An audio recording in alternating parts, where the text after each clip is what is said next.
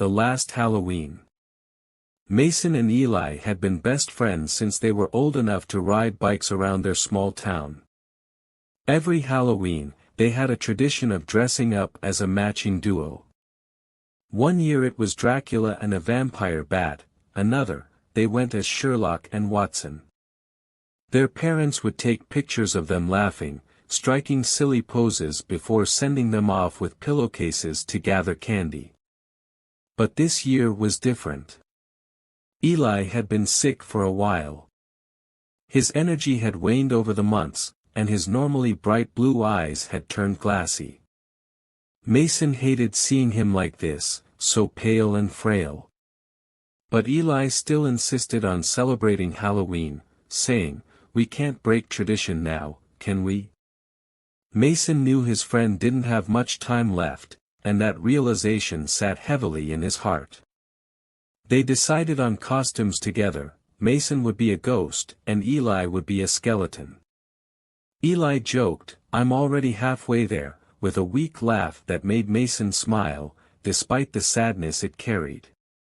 Eli's parents helped him get dressed since he was too weak to do it himself, and by the time Mason arrived to pick him up, he was sitting in his wheelchair, wrapped in a blanket beneath his costume.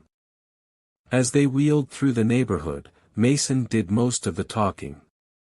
He tried to keep the mood light, reminiscing about old memories, the time they'd gotten lost in the corn maze or when they scared the neighborhood kids with their zombie costumes. Eli nodded, listening, but his responses grew shorter, quieter.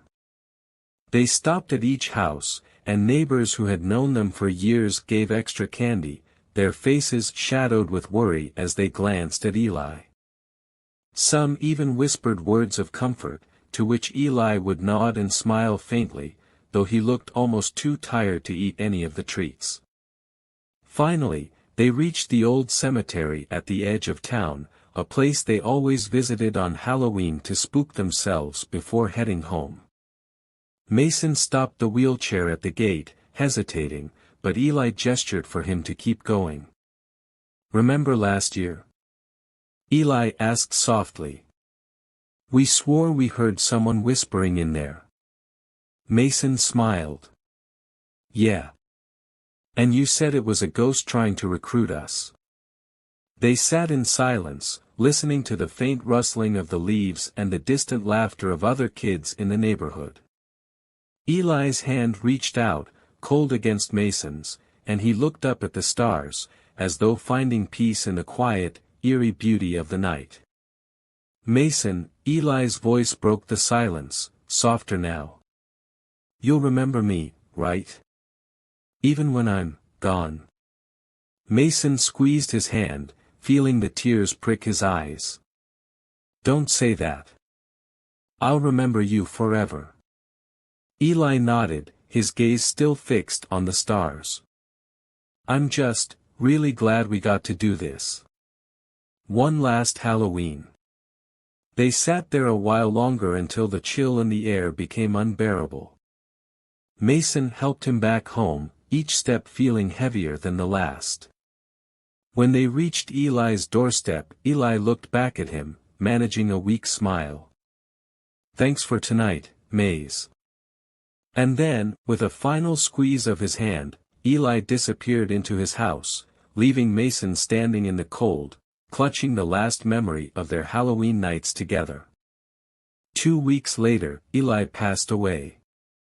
Mason attended the funeral, wearing the ghost costume they'd chosen together, paying tribute to his best friend in their own special way. Every Halloween after that, Mason would go to the cemetery alone, dressed as a ghost. He would sit there, just like they did, and talk to the stars, whispering stories and memories, hoping that somewhere, Eli could still hear him. And maybe, just maybe, they were still spending Halloween together. This story is a reminder that some traditions, and the bonds we hold dear, continue even after those we love are gone. The moral of The Last Halloween is that true friendship is a powerful bond that persists even after loss. It emphasizes the importance of cherishing memories and traditions, as they help us navigate through grief and provide comfort during difficult times.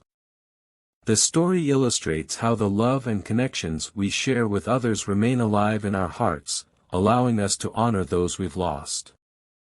Through Mason's continued visits to the cemetery, it highlights the notion that while physical presence may fade, the impact of friendship and the memories we create can bring solace and strength, reminding us that our loved ones are never truly gone as long as we carry them in our hearts.